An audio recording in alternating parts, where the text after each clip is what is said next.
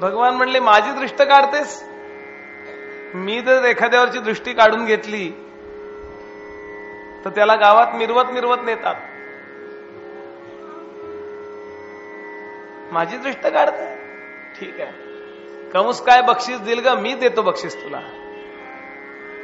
इकडं तिकडं कुणाचं लक्ष नाही पाहिलं, पटकन बाळाला जवळ घेतलं.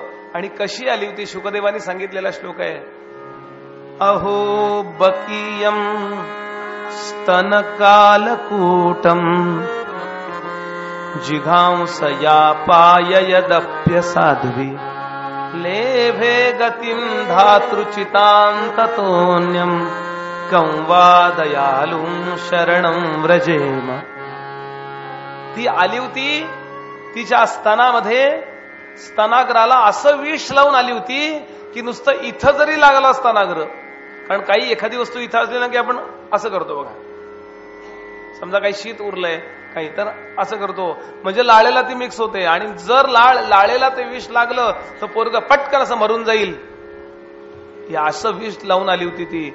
आणि तिनं कुणाचं लक्ष नाही पाहिलं आणि पोराला पदराखाली घेतलं, स्तनाग्र मुखामध्ये दिला आणि आता हा मरेल याची वाट बघू लागली. मरेल, फटकन मरून जाईल. पण भगवंताला एवढ्या छोट्या विषयाची सवय नव्हती. त्याला त्या भयंकर अशा 1000 फण्यांची सवय होती. हे काय किरटू. आणि मग भगवंतानी काय केलं, स्तनाग्र मुखामध्ये धरला आणि दूध प्यायचा बहाणा करतात ना, दूध पितात, लहान लेकरं दूध पितात अंगावरती, तर तेव्हा डोळे घट्ट मिटून नाही घेत बर का, आणि डोळे उघडे ठेवत नाहीत. लहान लेकरं घट्ट डोळे मिटून नाही घेत. त्याची शंकराचार्य म्हणले त्याची ती समाधी असते. असे अर्धोन्मिलित नेत्र असतात. पण भगवंतांनी चक्क डोळे मिटून घेतले असं वर्णन केलंय. डोळे का मिटले हो? भक्तिशास्त्रकारांनी याची 26 कारणं दिली. 26 कॉजेस. मी सगळीच्या सगळी सांगणार नाही, तर तुम्ही डोळे मिटून घ्याल. गंमत म्हणून 1-2 सांगतो. भगवंतानी जेव्हा त्या पूतनेचा स्तनाग्र मुखामध्ये धरला तेव्हा डोळे मिटले आणि डोळे मिटून भगवान विचार करू लागले, या जन्मी पूतनेने हरिवदन पहा या पुण्य केले न काही, म्हणून श्री हरी तो पूतनेच्या गत जन्मात वाकून पाही. एखादी गोष्ट आपल्याला आठवली नाही की आपण डोळे मिटतो की नाही? काय बरं असं करतो की नाही? भगवंत डोळे मिटतात. या जन्मी तर तिनं दिल्लीत आल्यापासून एवढं पुण्य केलेलं नाहीये, आपलं मथुरेत आल्यापासून. कुठल्या तरी नाहीतर मला जवळ घेतलंय 6 दिवसाचा मी, मला जवळ, ही काय सोपी गोष्ट आहे का? आणि म्हणून डोळे मिटून विचारतात, हा रे हा तीच ही. काल मी वामन झालो होतो ना, आणि वामनाकडे पाहिलं होतं बलीनी, बलीच्या पत्नीनी विंध्यावलीनी, आणि बलीच्या मुलीनी रत्नावलीनी. रत्नावली तेव्हा 14-15 वर्षाची होती, लग्न ठरायचं होतं तिचं. आता ज्या मुलींचं लग्न ठरायचं असताना त्यांच्या प्रपंचाबद्दल काही कॉन्सेप्ट असतात की माझा नवरा असा असेल, त्याचं केसाचं वळण असं असेल, तो अमका खान असेल. हल्ली पोरं घराची खानावळ करून टाकतात की नाही, सगळे खानांचे फोटो असतात. असं दबंग. म्हणलं झापड देऊ काय? मी तरुणांकरता एक गोष्ट आग्रहानं सांगत असतो, अभिनेत्यांचा जरूर अभिनयाचा आनंद घ्या, पण त्यांना जीवनात आदर्श मानू नका. जे दारूच्या पिपात बुडालेत आणि चारित्र्याच्या नावानं शून्य आहेत, ते आपले आदर्श असूच शकत नाहीत.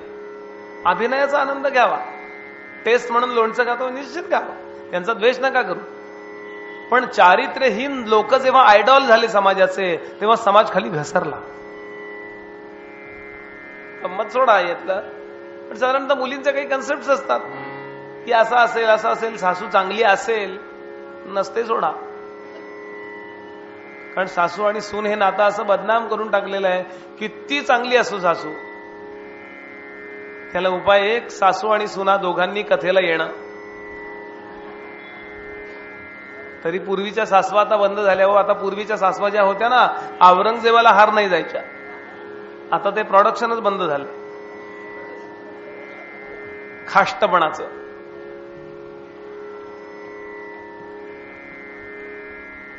तसं त्या मुलींना काही इच्छा असते, एखादा मुलगा छोटा पाहिला ना की असा मुलगा मला होईल, असं त्याच्याकडे बघून, वामनाकडे बघून रत्नावलीला वाटलं बलीच्या मुलीला किती छान आहे ना पिल्लू हे, असा मुलगा मला झाला तर मी त्याला स्तन्य पाजीन, किती मला आनंद मिळेल त्यामध्ये.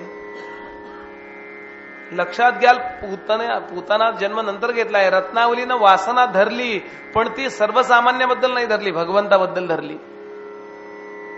आणि थोड्या वेळानं भगवंताने ते रूप टाकलं आणि भगवान त्रिविक्रम झाले.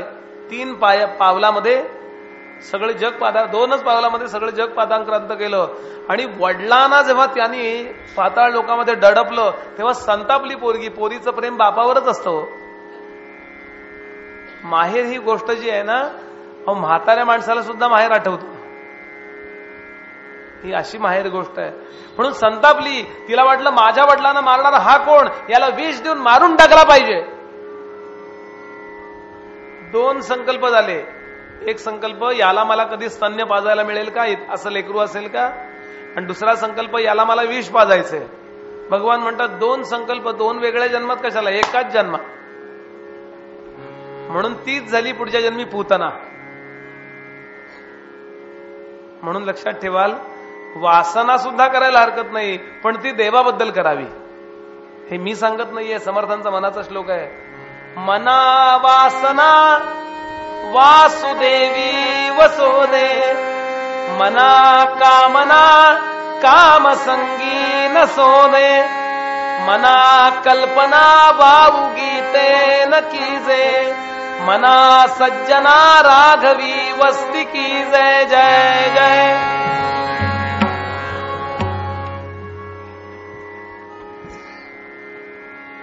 हाँ, भगवान म्हणले अच्छा ऐसा है, वो है ये, ठीक है.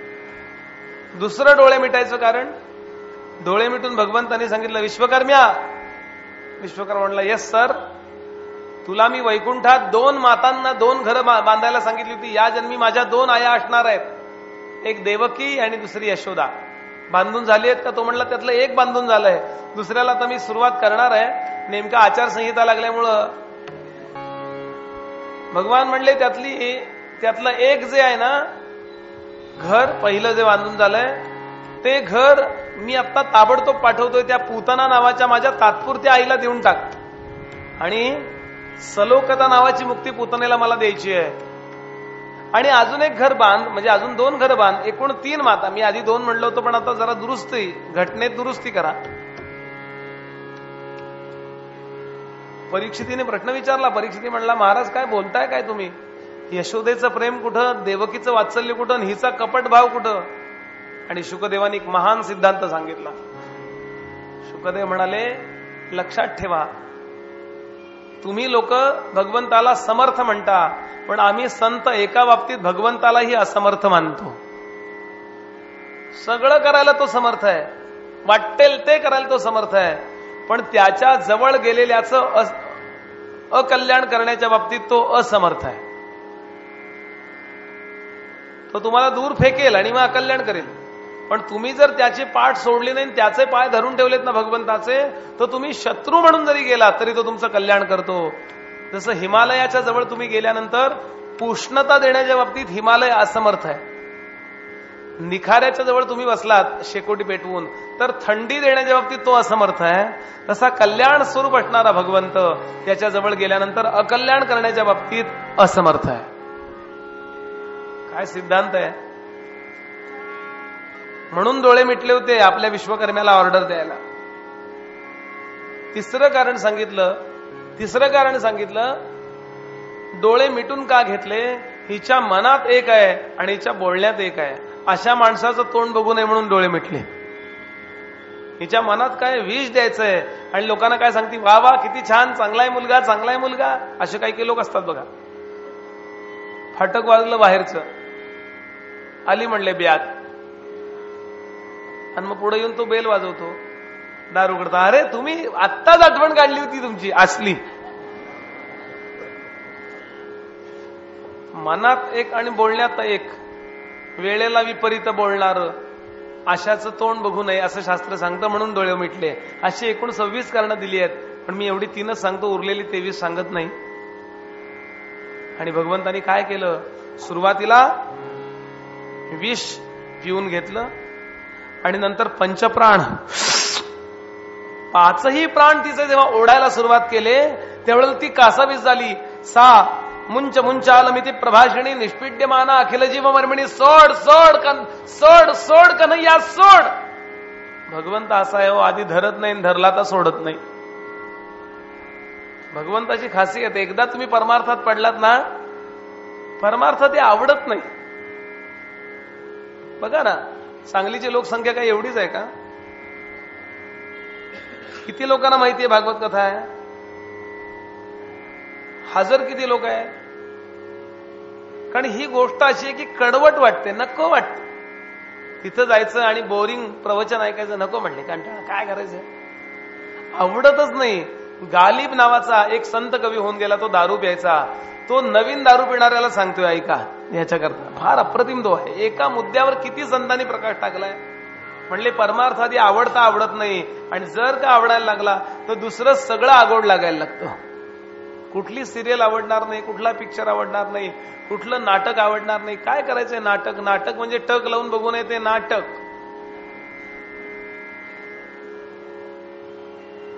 परमार्थ ही गोष्ट अशी आहे, सहसा आवडत नाही, पण आवडायला लागली की बाकी सगळं आगोड लागतं. म्हणून तो गालिब सांगतो, नवीन पिणाऱ्याला सांगतो. आणि असं जर मी रोज बोललो तर इतकी गर्दी होईल पिणाऱ्यांची.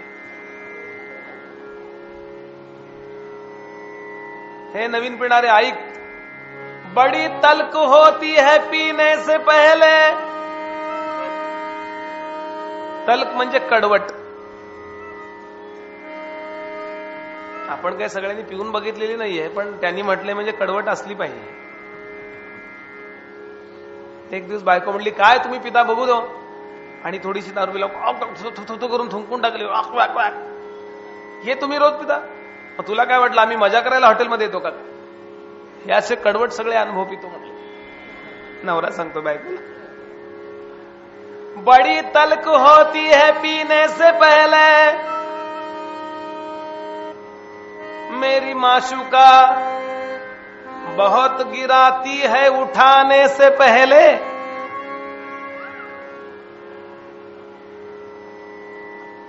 ज्यांना परमार्थ आवडू लागलाय ना, त्यांना कळेल मी काय म्हणतोय. अजून असे बॅलन्स आहेत ना, कथा म्हटलं तर कथा, पिक्चर म्हटलं तर पिक्चर, त्यांना अंदाज नाही येणार. एकदा भगवत कथा, परमार्थाचा मार्ग आवडायला लागला की बाकी सगळं नको वाटतं. असं आहे भगवंत. भगवंताला ही सांगते, नको नको, सोड मला, सोड. भगवान म्हणले, अब नहीं छोडूंगा. एक तो पहले आई तुम, मैं नहीं आया था तुम्हारे द्वार पे. आणि भगवंतानी नुसतं तिचं विष नाही, नुसतं पंचप्राण नाही, भगवंतानी तिचे प्राण सगळे काढून घेतले आणि धाडकन ती बाहेर धावत आली आणि धाडकन कोसळली आणि मूळ रूपात प्रगट झाली. भयंकर राक्षसी होती ती. अहो, गोकुळाच्या बाहेर अशी अनेक शेकडो असे, हजारो असे वृक्ष तिच्या अंगाखाली त्याचे तुकडे झाले झाडाचे. एखादी इमारत कोसळली की तुळशीच्या बारक्या बारक्या काड्यांचे कसे तुकडे होतील, असं भयंकर देह होता. आणि गोकुळातले बरेचसे लोक बेशुद्ध पडले. पराक्रमी होते ना, त्यांचे पितांबर झाले धोत्राचे. बरेचसे बेशुद्धच पडले. आणि अशा स्थितीमध्ये लोकांनी विचार केला, रे पोरग कुठं गेलं, ते कृष्ण कुठं गेला? कृष्ण नाव नव्हतं अजून ठेवलं. यशोदा का लला कहा गया? म्हणले वरती जाऊन बघूया, म्हणून अशा शिड्या लावल्या. ती मेलेली पाहिली. शिड्या लावून वरती चढून, पोटावर चढून बघतात तर ते भगवान तिथे पोटावर खेळत होते. भगवंताला पटकन खाली आणलं आणि गोमूत्रेण स्नापयित्वा, गाईच्या मूत्रानी, शेणाने आंघोळ घातली. त्याला शेण लावून, गोमूत्र लावून आंघोळ स्वच्छ घातली. असं म्हणतात अंग फार चकचकीत होतं बरं का, वास येतो थोडा एक दिवस, पण गोमयाचं स्नान जे सांगितलंय ना, तेवढ्या करता पूर्ण आपल्या शरीराचे सगळे व्हायरस काढून टाकतं. आणि गोमूत्र तर हायर अँटीबायोटिक आहे इन द वर्ल्ड. हळद, गोमूत्र. आणि मग भगवंताची दृष्ट काढली सगळ्या जणींनी मिळून आणि तळ पायाची धूळ त्याच्या मस्तकाला लावली. भगवान आनंदित झाले. वा रे वा, गोपींच्या तळ पायाची धूळ लावल्यावर आनंदित झाले. ब्रह्मदेव वर्ण बघतात. ब्रह्मदेव म्हणले कसला नटखट आहेस रे, लोकांनी ऋषीमुनींनी केलेली षोडशोपचार पूजा पण इतक्या आनंदात स्वीकारत नाही, तेवढे इतक्या तळ पायाची धूळ स्वीकारतोस, किती मूडी आहेस.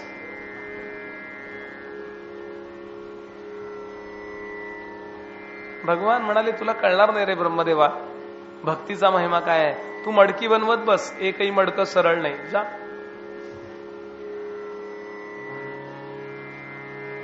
आणि तिकडे वसुदेवाला नंद भेटला. वसुदेव म्हणाले तुम्ही लवकर परत जा, लवकर परत जा. गोकुळामध्ये खूप वाईट गोष्टी घडणार आहेत, तुमच्या मुलावर खूप संकट येणार आहेत, लवकर जा. खूप दोस्ती होती नंद वसुदेवांची. आणि तो भरा परत आला आणि बघतोय तर हा प्रसंग घडलेला. तो आपल्या बायकोला म्हणाला मी आता एका योग्याला भेटून आलो. म्हणले वसुदेवाला कसं कळलं हे असं घरी घडणार आहे. आता म्हणले करायचं काय ते, तिचा देह, कारण इतका लांबच्या लांब देह, तो ठेवायला चिता केवढी लागेल. मग काय केलं, तिचे तुकडे केले शरीराचे. आधी तिला ओढत दोऱ्या बिऱ्या बांधून अशा 100, 200, 500 लोकांनी ओढत गावाच्या बाहेर नेलं, तुकडे केले, एकत्र रचले, त्याच्यावर लाकडं रचली आणि पेटवून दिलं. शुकदेव सांगतात राजा, त्यातून जो धूर निघाला त्या धुराचा चंदनापेक्षा 100 पटीनं श्रेष्ठ असा सुगंध सुटला, कारण भगवंताचा स्पर्श तिला झाला होता. ज्या जीवनाला भगवंताचा स्पर्श होतो ना, त्या जीवनाचा नेहमी मेल्यानंतरही सुगंध सुटतो. तो भले पापी असला तरी. पण पुतनेचं संकट झालं आणि मग काय हो, इथे बालरक्षा कवच आलंय बरं का, लहान बाळाची रक्षा करण्याकरता कवच. 10व्या स्कंधातल्या 6व्या अध्यायातले श्लोक क्रमांक 22 ते 29 हे श्लोक. 10व्या स्कंधातल्या 6व्या अध्यायातले श्लोक क्रमांक 22 ते 29 बालरक्षा कवच. लहान बाळाची रक्षा कर, रोज म्हणावं आणि अंगाराला बाबा रोज. आणि यानंतर पूतना गेली, ती गेली, परत आलीच नाही. आणि मग मात्र पंचायत झाली. हा कंस विचार करतो आता काय करायचं, आता कोणाला पाठवायचं. आता कंसानं कॉन्सन्ट्रेट केलं की याच भागात कुठेतरी असणार. कुठं मेली, कोणीतरी सांगितलं नंदभावाकडे मेली, कोणी सांगितलं इकडच्या गावात मेली. सगळेच काही बरोबर निरोप आले असं नाही, पण या भागात मेली. आता कोण जाईल. भागवतात कथा नाही आली, पण हरिविजयात कथा आली. एक ज्योतिषी म्हणाला मी जातो.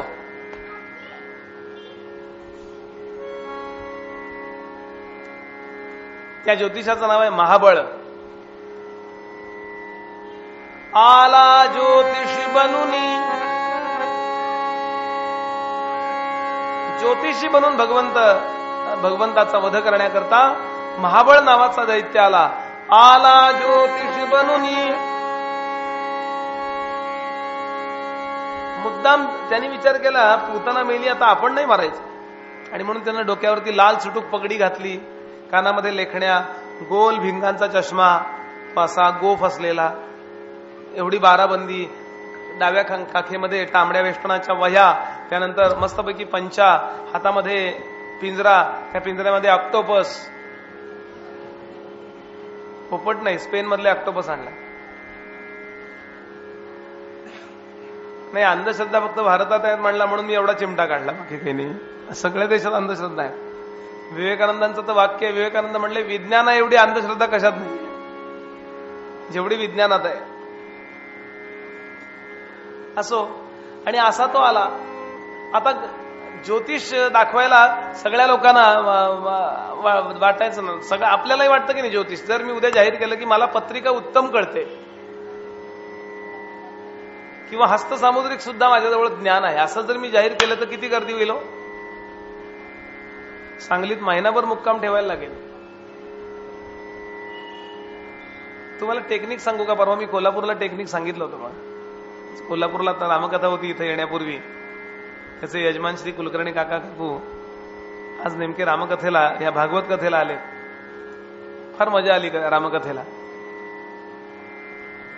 संपूर्ण गीतेचे 18च्या 18 अध्याय पाठ आहेत. 18 अध्याय पाठ, असे मुखोद्गत खाडखाड खाडखाड. शृंगेरीला जाऊन शंकराचार्यांकडून बक्षीस मिळून आले. असे फार थोडे लोक असतात एकदम कन्सेप्च्युअल मॅन म्हणतात ना, की मला काही जीवनात करायचंय असं ठरवलेलं. त्यांनी रामकथा आहे तिथं मी हा दृष्टांत सांगितला होता, तो इथे रिपीट करतोय मी. ज्योतिष हे शास्त्र कसं आहे माहितीये का? ज्योतिष शास्त्रामध्ये तुम्हाला पत्रिकेचं ज्ञान कमी असलं तरी चालेल, पण तुमच्याजवळ धोरण व्यवस्थित पाहिजे.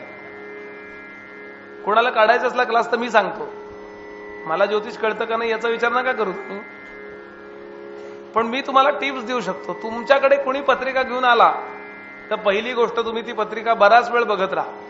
फक्त सरळ धरता आली म्हणजे पुरे. ती त्यातल्या आकड्यावरून धरायची, 7 असं लिहिले तर असं, आणि नुसतं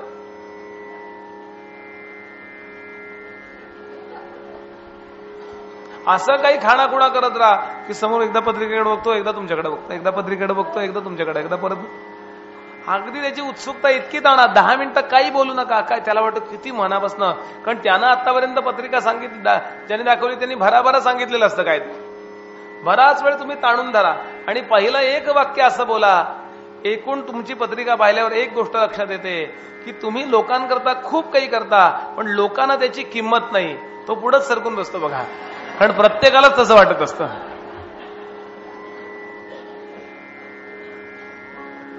असं महाबळांनी केलं. आला ज्योतिष बनून, ज्योतिष सांगायला आला.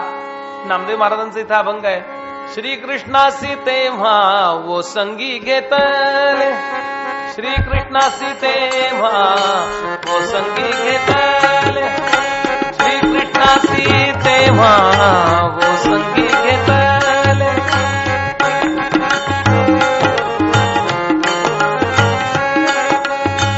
श्रीकृष्णासी तेव्हा वो संगी घेतले.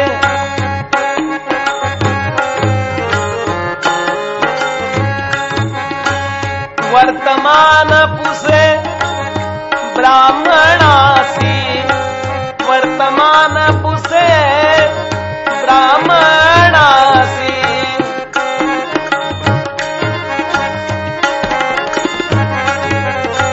वर्तमान पुसे ब्राह्मणासी, श्रीकृष्णासी तेव्हा वो संगी घेतले, श्रीकृष्णासी तेव्हा वो संगी घेतले.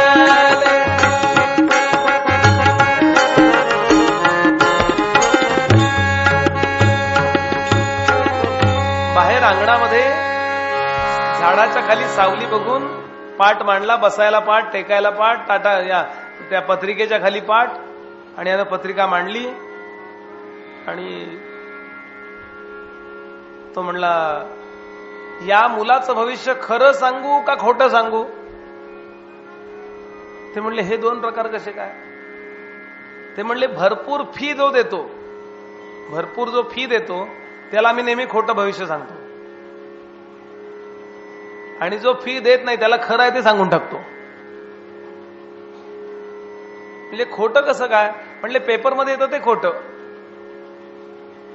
मी एकदा असा प्रयोग केला की सगळं पुढारी, सकाळ, लोकमत, तरुण भारत, दैनिक भास्कर सगळे पेपर ओळीनं मांडले, आणि त्या दिवशी माझं भविष्य वाचलं सगळं. बरोबर परस्पर विरोध. सकाळमध्ये लिहिलं होतं, दिवस अत्यंत कठीण. पुढारीमध्ये होतं, आजच्या सारखा दिवस नाही. सामनामध्ये होतं, एखादं प्रेम प्रकरण घडेल. हो बाबा, सामन्यात असंच काहीतरी असतं बघा. दैनिक भास्कर मध्ये प्रवास जपून करा. लोकमत मध्ये प्रवासास दिवस अनुकूल. परस्पर विरोध. मी त्यातल्या कुठल्या तरी एका पेपरला फोन लावला. का म्हटलं ते म्हणले, बुवा काय माहितीये का, अचानक त्यांनी जर भविष्य पाठवलं नाही तर आम्ही गेल्या आठवड्यातल्या कुणाचं कुंभेचं मेषेला छापतो, मेषेचं मिनेला छापतो आणि असं करतो म्हणले. हा म्हटलं, पण तुमच्या संपादकीयमध्ये लेख आहे, ज्योतिषशास्त्र फापट पसार आहे, भाकड कथा आहे, जुन्या याच्यावर विश्वास ठेवू नये, विज्ञान किती पुढे गेलंय, आणि एवढा मोठा संपादकीय, आणि हे कशाला, मग हे छापत जाऊ नका जर तुम्हाला.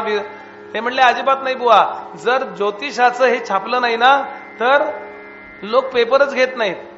वा म्हणलं, म्हणजे ज्योतिषाचं हे छापून पेपर खपवायचं आणि त्यातले तर ज्योतिष बघूच जाऊ नका.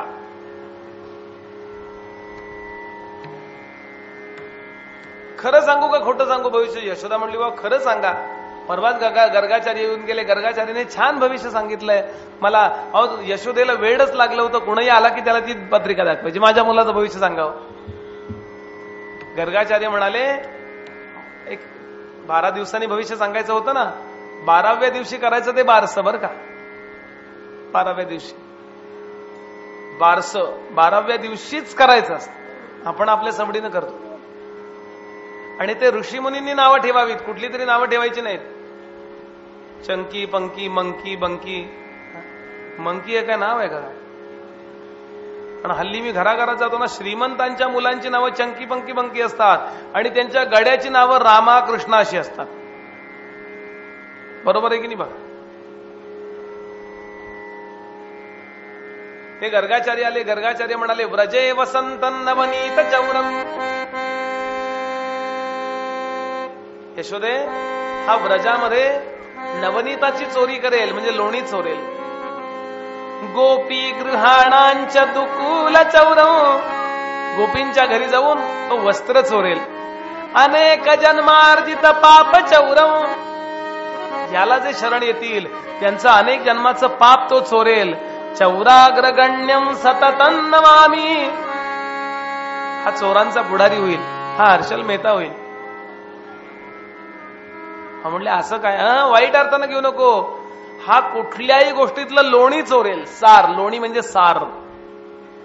एवढी उपनिषद आहेत, पण उपनिषदातलं फक्त लोणी लोणी लोणी काढून आपल्यासमोर ठेवले. सर्वोपनिषदो गावो दोग्धा गोपाल नंदना. उपनिषद रूपी गायींचं दूध काढून त्याचं दही लावून त्याचं मंथन करून आपल्या हातात आयतं लोणी दिलंय. तुम्ही म्हणा बाबा तूप का नाही? तूप आपल्या अनुभवाने आपण करायचंय. तूप म्हणजे अनुभव आहे. असं सगळ्याचं सार गोपाळकृष्णांच्या जीवनात त्यांनी तत्वज्ञानात इतकी भर घातली आहे. माझे गुरुजी सांगतात कितीतरी शब्द उपनिषदात नव्हते ते भगवंत. स्थितप्रज्ञ हा शब्द भगवंताचा आहे, कृष्णांचा खास शब्द आहे स्थितप्रज्ञ. असं त्यामुळे तुम्ही पण सांगा. तो म्हणाले बाळाचे अंगे अवचिन्हे बहुत. तुझी या पुत्रासी लागले से मूळ. करील निर्मूळ सर्वत्रांसी. बाळाचे अंगी अवचिन्हे बहुत. नेवून गर्तेत टाक यासी. कठीण परिस्थिती आहे. हा तुमच्या सगळ्या घराचं निर्मूळ करील बर का. म्हणून घराच्या पश्चिमेला एक मोठा 30 फुटाचा खड्डा खणा. त्यात खाली काटे टाका, त्याच्यावर मीठ टाका, त्याच्यावरती निखारे टाका आणि त्याच्यावर या पोराला टाका आणि वरनं माती भरा. यशोदा रडायला लागली हो. यशोदा म्हणाली अहो असं कसं सांगतो, असं कसं सांग. एकदम डोळ्यात पाणी आलं. आपल्या पोराबद्दल कोणी वाईट बोललं? आईला आवडतंय वाईट? डोळ्यात पाणी आलं. आणि भगवंताला इतक्या वेळ गप्प होते, आपल्या आईच्या डोळ्यात पाणी आलेलं आवडलं नाही. म्हणून भगवंतानी इकडे इकडे बघत होते. एकदा त्याच्याकडे बघितलं, कोण आहे हा नेमका जिन्नस. आणि असं करून बघितलं बर का, ह्याच्या पोटात गोळा झाला. बापरे म्हणला, कसली भयंकर दृष्टी आहे याची. आणि भगवंतानी विचार केला आता घरात पुरुष माणूस कोणीच नाही, याला प्रसाद तर दिला पाहिजे ना. हा माझ्याजवळ नाही, लांब आहे. म्हणून प्रभूंनी काय केलं, महिन्याचे झाले होते, इकडं तिकडं असं अनेक वस्तूंकडे पाहिलं आणि वस्तूंना ऑर्डर दिली, द्या याला प्रसाद. कुठल्या वस्तू? काठी, खुंटी, कुऱ्हाडी, कुदळ, करवती, लाटणे, पोळपाट, ताटे, लोटे, तवा तो दगडी अरगळा, धावले तेही पाठ. चांडाळा मारिताती स्थिर चरावघे, काय होईल वाट. पंचातोही गळाला पळत मग सुटे, नादिसे पाय वाट. गोपाल कृष्ण भगवान की. कोपऱ्यातल्या धुणवाळत झाल्याच्या काठीकडे पाहिलं, काठी की लगेच जी काठी टाण टाण टाण टाण उडी मारत. म्हणजे मारणारा दिसत नव्हता हो. असंच आहे, भगवंताची काठी दिसतच नाही. मार बसल्यावरच कळतो बाप. त्या काठीनं याला इतका झोडपून काढला, इकडून मार तिकडून मार तिकडून मार तिकडून मार. इतका मार खाल्ला त्यांनी, त्याचा अगदी काँग्रेस झाला. सपाटून मार खाल्ला. इतक्यात भिंतीतल्या खुंट्या उपसल्या गेल्या. पूर्वी घराच्या भिंतीला अशा खुंट्या असायच्या. कुणाच्याही घरी गेले की कुठली बॅग अडकवून ठेवायला लागायची, त्यामुळे झाडताना उचलायला लागायची नाही. आता कोणाकडे तुम्ही जा, डोक्याचा फेटा असतो आमचा, कुठं अडकवा म्हणले आमच्या टाळक्याला, अडकवायला जागाच नसते. माणसाने खुंट्या काढून टाकल्या सगळ्या घरातल्या. बघा, ते मला वाटतं या वेळपासूनच काढलेले असते. त्या खुंट्या भिंतीतनं उपसल्या गेल्या सपासप. आणि ज्या अशा तरंगत आल्या, टाण टाण टाण टाण टाण, डोक्यावरची पगडी उडून दिली. इतक्या जोरात टेबल टेनिस हो, टक टक टक टक, इतके टेंगुळ आले त्याला. इतक्यात कोपऱ्यातला पाटा, वरवंटातला पाटा निघाला. पूर्वी मिरच्या वाटायला त्या वरवंट्याचं ओझं इतकं असायचं की ते ठेवल्यावरच मिरच्याचं बारीक हे व्हायचं. आणि बघा तुम्ही, जुन्या स्त्रियांना कळेल, वाटून केलेली चटणी मिक्सरमध्ये केलेली चटणी फरक आहे की नाही. तुम्ही साधं आलं किसून घाला आल्या याच्यामध्ये, चहामध्ये, आणि ठेचून घाला. ठेचून घातलं ना की त्यातला रस निघतो.